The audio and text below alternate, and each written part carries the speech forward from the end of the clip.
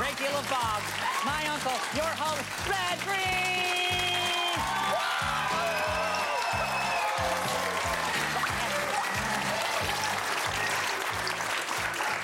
Thank you very much. Thank you. Had a bit of a close call there, but we're okie dokie now. Stinky Peterson and I were just out fishing there down where the Possum Lodge sewer outlet comes down there, and both of us just happened to look away exactly the same moment, and wouldn't you know, 8 million gallons of whatever come down there and knocked us right out of the boat into the lake. We're okay now. Wow, were you killed?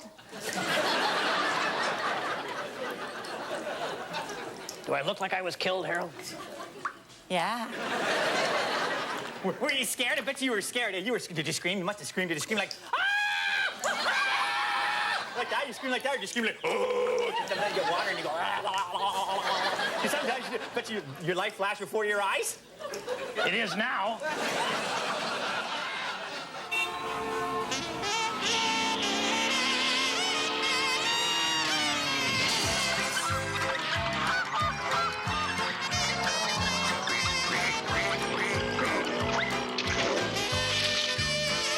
Well, this show's a dandy. I'm going to show you how to make a life jacket out of jelly. And Ranger Gord gets some special badges. Yeah, congratulations. And Dalton looks for the missing word around here, job. And Harold tries, well, I guess that's rap. Oh, man.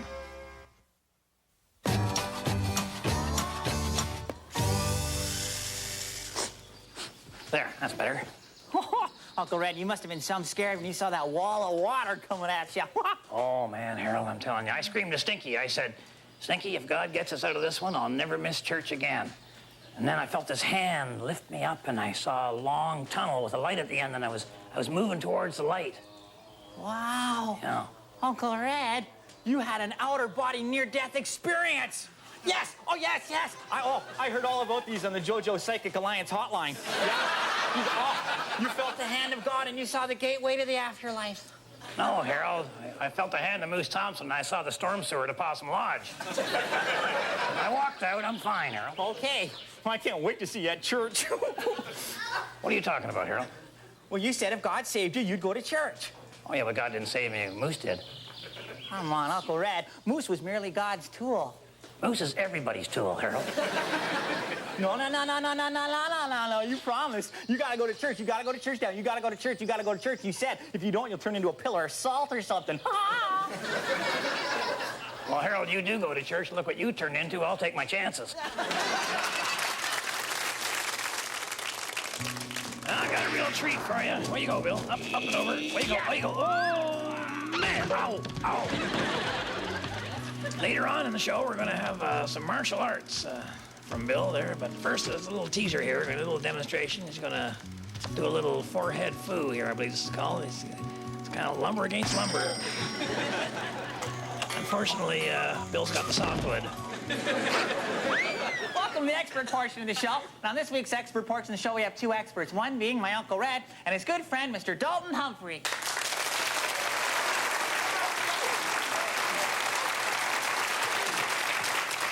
This week's letter goes as follows. Dear experts, my wife and I are going through a divorce from each other. How can we equally divide up our stuff when we only have one good piece of furniture? Well, the phrase chainsaw comes to mind. You know, it's a tough problem. I know, because about 3 weeks ago, my wife and I decided we maybe get divorced. What? You and Anne-Marie getting a divorce, are you? Well, yeah, she wanted to wait till our daughter was 20, and that happened last month. So after 14 years of marriage, she moved out. Walked right out. Wow. Sorry to hear that, Mr. Humphrey. Don't worry about it, Harold. It's all right. Hey, Dalton, I'll tell you something. That is her loss. Yeah. I'll tell you. You're going to find out that you're going to be the lucky one now, because I'll tell you something. Most folks around here never liked her. Oh, yeah. So many times you'd hear them saying, you know, boy, oh boy, how did he end up with that one? You know, he'd be better off without her. She's holding him back, so don't you worry. I had no idea that folks felt that way. Oh, man, I'm telling you, they just couldn't stand the sight of her. And when they find out this thing has finally gone kaput, there's going to be a big celebration, I'll tell you that. Well, I'm wondering how they'll feel when they find out that she's come back after a week and we reconciled and decided we really loved each other.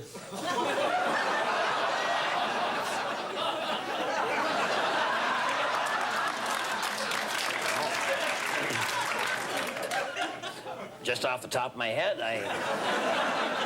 I would imagine they'd be somewhat embarrassed, you know, about some of the things they'd said, and I would expect that they would owe you a fairly good-sized apology. Who was it was saying that stuff? Well, to be honest with you, it was mainly Harold.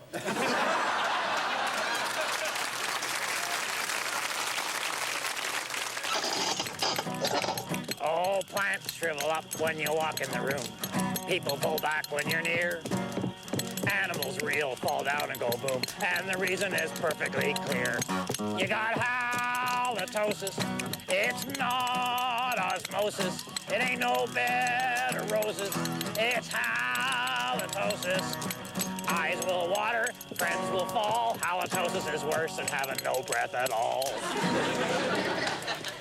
I tell you, when that wall of water knocked me out of the boat, I realized that the term life preserver is just a name, rather than a description of what something actually does. Especially if you leave these things out in the weather for 20 years or use them as boat fenders or whatever. So today I'm going to show you how to make yourself unsinkable. Because boys will be boys, but that doesn't make them boy, yeah. The things of... That was so smart when I thought of it. I thought, anyway, it doesn't matter. Okay, now what I got here is a bowl of jelly, and I got a pail of water. What do you suppose I'm going to do with these? Remember, this is a family show. All right, I'm going to take the jelly, okay, and put it... I thought there was a spoon around here somewhere. Oh, never mind. Oh, boy. That brings back memories. That was the worst summer job I ever had. Oh, sorry. All right, I'm going to drop this into the water. Watch what happens. Hey? The jelly floats, eh? Like fat, like the way fat people float. I mean, Moose Thompson, he floats so high he could get himself registered as a cruise ship. So the point is, if you pack yourself full of enough jelly, you'll be a floater. All right, first thing you gotta do is to get into one of these here dry suits. These things keep out all water and moisture.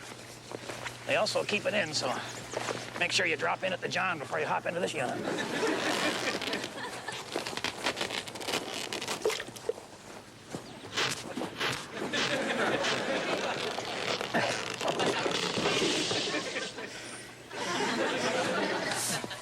Too bad.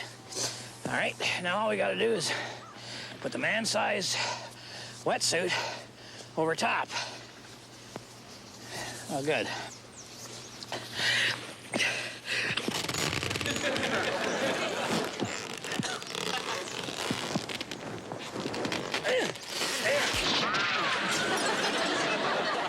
All right, forget the wetsuit. I got a better idea. You know, a rain suit is completely watertight. All you gotta do is just seal up the seams with the duct tape, the cuffs and so on, and heck, you're as good as making it happen. And now comes the fun part, all right? What you wanna do is get yourself a whole whack of jelly powder. Figure on 1 cup of powder for every 10 pounds of body weight, right? And what you wanna do is to pull the rain suit away from the dry suit, and then you just wanna pour the powder right down in between. And try to pick a flavor of jelly that matches your skin color, because there may be some leakage here.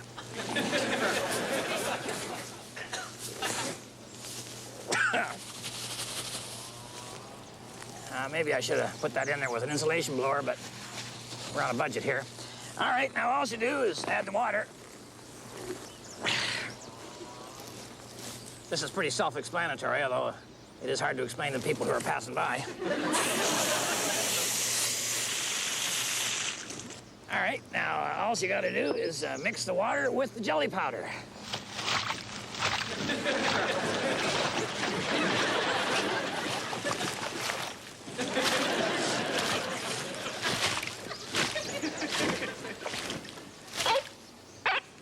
There you go.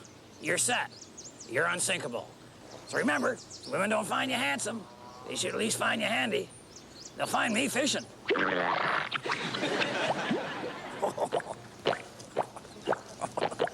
I look sober? You can tell a lot about a person from how they react to a handful of worms. Stay tuned. Well, we're all set to go fishing this Sunday. We're all pretty excited. Come on over, Harold. Oh, Uncle Red, I got great news for you, too. No time for that. Stick your hand out. Stick your hand out. Those are for you, Harold. You know, you can save a lot of money when you buy worms in bulk. All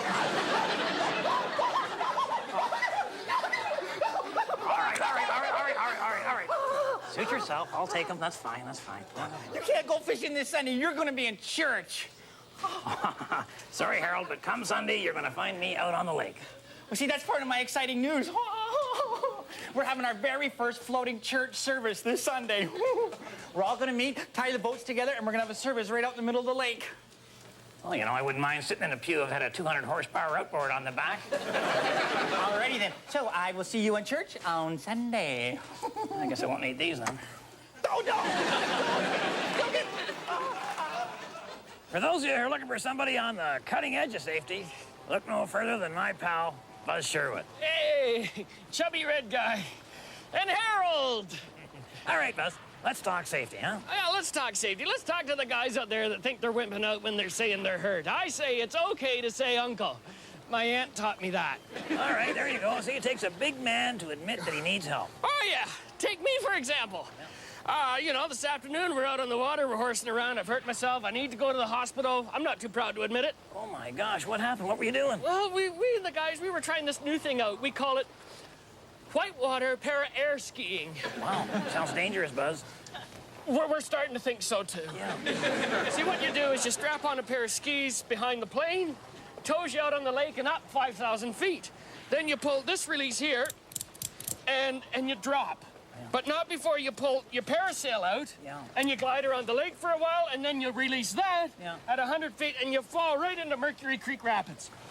Boy, I can't believe a person could get hurt doing something like that. Oh, go figure. I think it's when I banked off that beaver dam or something. I might have done it, I'm starting to black out a little bit. I need to go get some x-rays. Oh, no, wait. Oh! That might be part of your problem right there. Oh, yeah! You all right? Red, I'm cured! Really? You cured me! This is great! Hey, Bill, fire her up! I want to go again! Safety first! Yeah! Okay, this is the big one. It's for the grand cash prize of about 45 cents or so. Uncle Red, you have 30 seconds to make Mr. Humphrey say this word. Go! All right, Dalton, this is something that your daughter does not have. A clue? Something your daughter doesn't have. Just think about it. A life? Money of her own? Ambition? Decent friends? A car? She'd like a car, but I'm not going to be buying it for her. Fine. How about some self-esteem, huh? How about the desire to get off that couch once in a while? How about the prospects for a decent husband instead of that Neanderthal she's been dating? How about just one clue about what to do with the rest of her life? God! How about a job? There you go. Congratulations. Here's some money.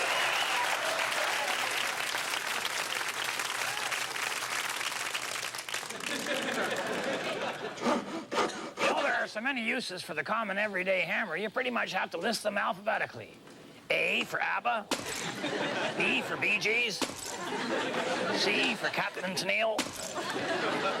Well, I'll tell you, this floating church service got everybody all excited. Stinky Peterson wants to stick a canoe up on its end like that, so we got a steeple thing pointing out of the lake. And Junior Sinkman said if we pour gasoline over all the thing there, you get kind of the colors like a stained glass lake, really, is what it is. Who's the minister at this wingding, Harold? The Reverend Garth. Very, very progressive. The guy with the 3 ex-wives and the live-in girlfriend? Oh, yeah, but he's just keeping up with the times. You know, he's the fella, he introduced all the new types of music into the hymn sings. Right. He did, like, there's folk music he did, and heavy metal, and, remember the rap version of Amazing Grace? Amazing Grace, how sweet thou art. That's, say, the wretch like me. Yo, mama.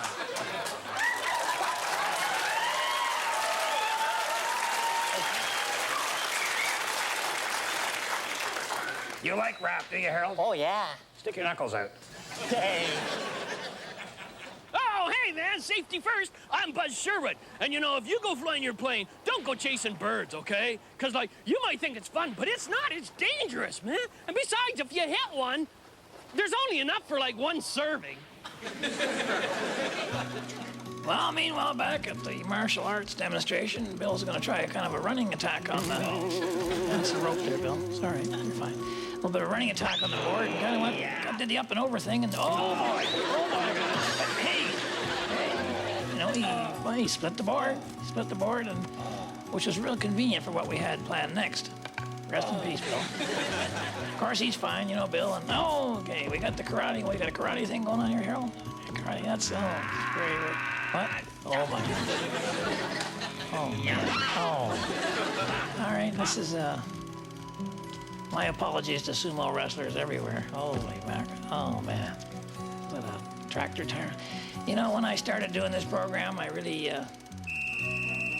had in mind was kind of an outdoorsy kind of something you could be proud of, you know, when you do a show and you want to kind of give people, give people hints and tips on how to do things and how to be maybe smarter with their fellow man and so on. And then sometimes you see the results and you just,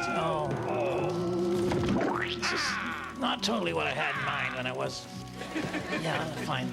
You're not going to see that on the educational channel. What are you going? What was? Oh.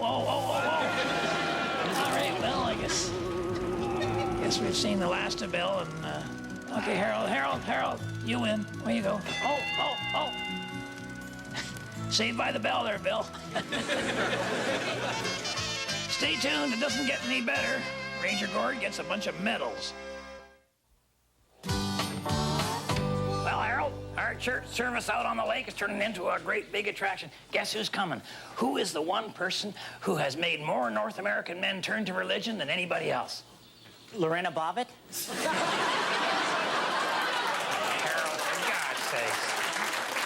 The guy at the sporting events, you know, the guy that holds up the sign says, John 11:13. The sign guy? Yes, sir. The sign guy's coming? Yes. Was he gonna like have a striped wig and everything? Yes, sir. Wow. Yes, sir. This is going to be the biggest thing that ever hit Possum Lake. Wait till you see the fireworks. Noah's Ark, all done in pinwheels. Whoa, Uncle Red. I think you guys are missing the point here. Religion's not about putting on a show.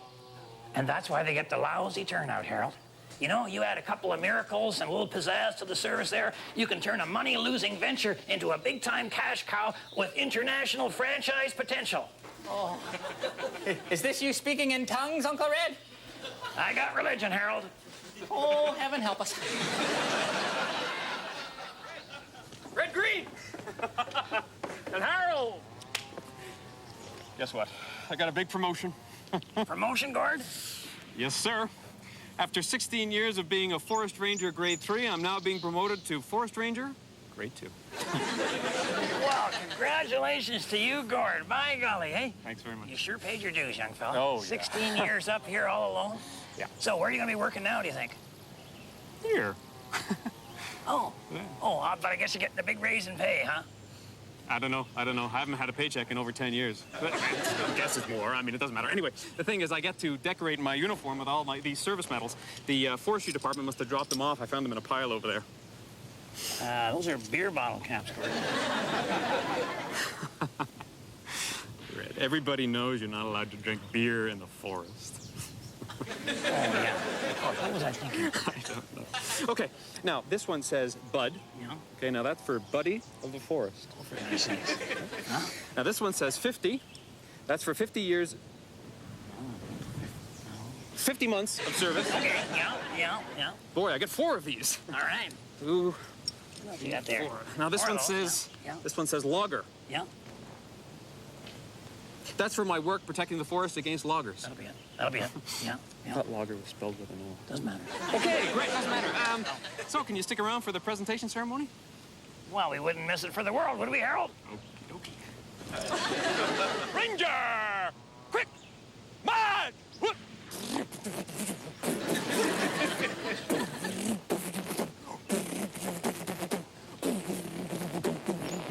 Ranger!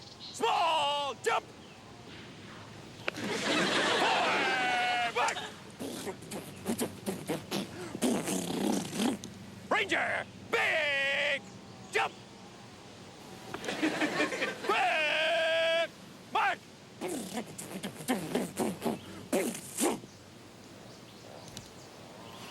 Ranger Gord, for service above and beyond the call of duty, and nature, and certainly sanity.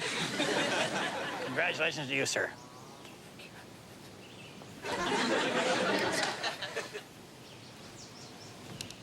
Left! Turn! Quick! Mark! I think I deserve a medal for keeping a straight face.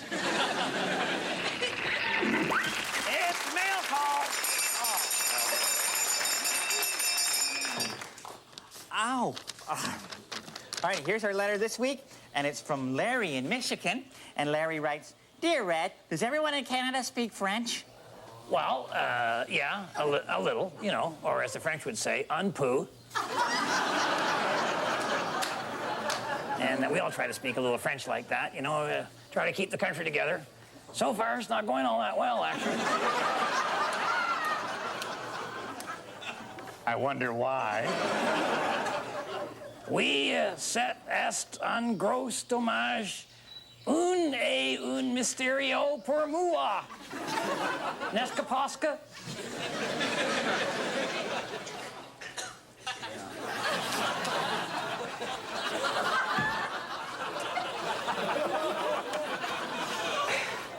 We had a little rehearsal for our church service out in the lake, and didn't go just exactly as planned, you know. It was a judgment. It was an accident, Harold. A lightning bolt on a clear sunny day? I took that as an ominous warning. It wasn't a lightning bolt. It was just too many boats tied too close together with too few bilge pumps and too many leaky gas lines. But the candles, that was stupid. That was stupid. Mind you, we're all right. We did have a miracle. Nobody was killed. And the explosion parted Possum Lake. Just for a second. I caught a glimpse of your snowmobile. Meeting time. Yeah, you go ahead, Harold. I'll be down in a minute. Over there, Harold. If my wife is watching, I have gained a new respect for religion. I was hoping you could maybe join me. We'd go to church and renew our vows. And then on the way home, go to the motel, renew our honeymoon, providing I can renew my medical insurance. And to the rest of you, thanks so much for watching. On behalf of myself and the Reverend Harold and the whole gang up here at Possum Lodge, keep your stick on the ice.